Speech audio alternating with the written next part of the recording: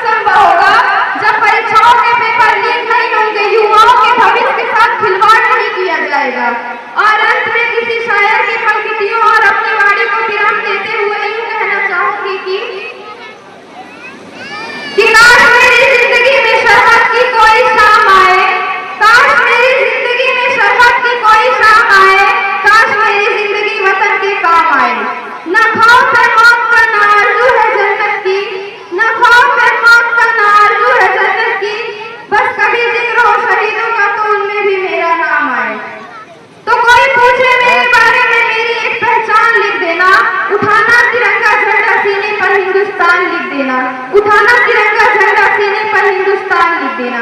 जब कोई पूछे ये पागल थी कौन, जब कोई पूछे ये पागल थी कौन, तो क्रांतियों की रैली और इंकलाब का नाम लिख देना। और बचा हो जो जिसमें रहो एक खुद भी, उसे निकालना और मां तुझे सलाम लिख देना। जय हिंद, जय भारत।